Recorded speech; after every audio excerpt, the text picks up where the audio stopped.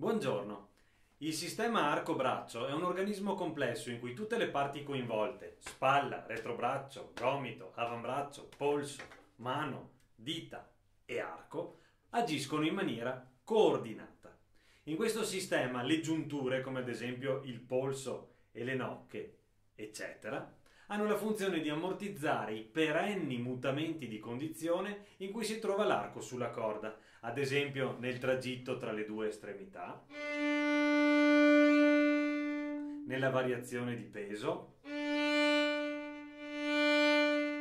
nei diversi punti di contatto dell'arco con la corda, ad esempio vicino al ponticello o più vicino alla tastiera, oppure quando l'arco salta. La flessibilità delle giunture, quindi, è una delle chiavi per suonare con suono pieno, dolce, caldo e tutti gli aggettivi migliori possibili riferibili al suono. Innanzitutto è necessario fare chiarezza dal punto di vista terminologico. I movimenti che normalmente chiamiamo di polso o del polso in realtà sono movimenti della mano a partire dall'articolazione del polso, come chiarito e ribadito da didatti di indiscusso spessore quali Simon Fischer o Ivan Galamian.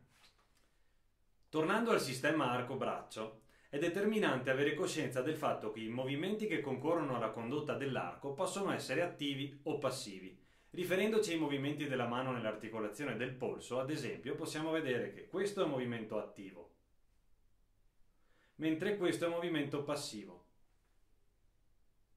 Come si ferma il braccio, la mano continua a muoversi per inerzia, semplicemente per il fatto che il polso è rilassato. Con l'arco, questo è un movimento più attivo che passivo, mentre questo è un movimento più passivo che attivo, in quanto è più determinato dall'oscillare del braccio. Nella pratica violinistica, i movimenti della mano destra assolvono diverse funzioni, tra cui, ad esempio, l'ammorbidimento dei cambi di arcata.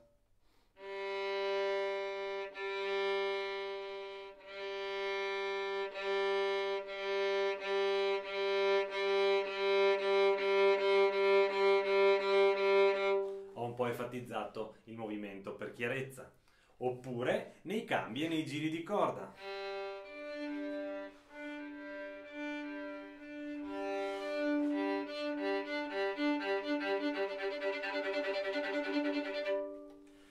I movimenti della mano servono anche a controllare la trasmissione del peso della mano.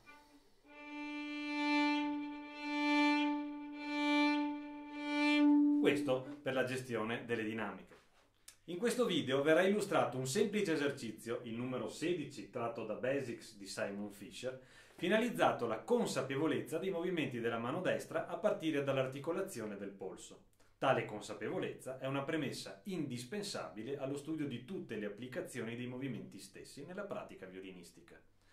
La pratica di tale esercizio aiuta, inoltre, ad aumentare la mobilità della mano e contribuisce alla flessibilità del polso. Con il palmo della mano rivolto verso il basso. Abbassiamo la mano, vedete, il polso è alto, ma non ho mosso il polso. Ritorniamo nella posizione di partenza e facciamo lo stesso movimento in maniera molto continua, senza interruzioni e morbidamente. Poi facciamo la stessa cosa alzando la mano. Vedete che il polso è basso, ma non ho mosso il polso. Eseguiamo il movimento in maniera continua. Dopodiché uniamo i due movimenti e percorriamo tutto il tragitto, sempre in maniera continua e morbida, è fondamentale. Prendiamo l'archetto e facciamo la stessa cosa. Verso il basso con un movimento continuo, verso l'alto, sempre con un movimento continuo, e uniamo i due movimenti percorrendo tutto il tragitto, tenendo il polso fermo. Se vogliamo, ci possiamo aiutare tenendo fermo il polso con la mano.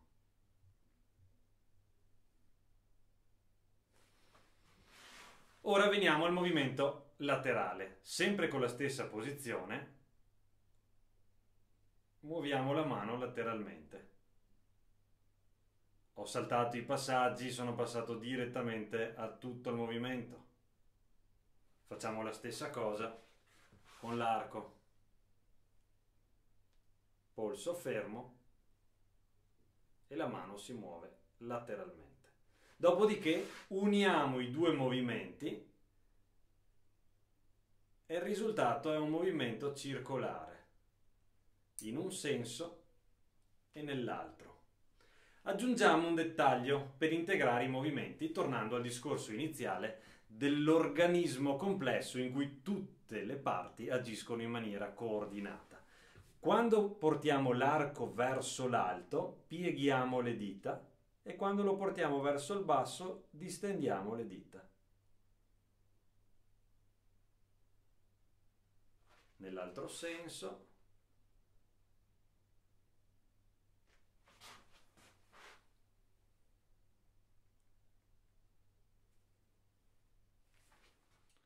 Spero che questo video vi sia piaciuto. Se vi è piaciuto mettete un like, se non vi è piaciuto, speriamo di no, mettete un non like. E mi fa molto piacere ricevere i vostri commenti perché ritengo che siano molto stimolanti anche per riflessioni che mi possono portare ai prossimi video. Iscrivetevi al canale e attivate la campanella per avere gli aggiornamenti. Un caro saluto a tutti.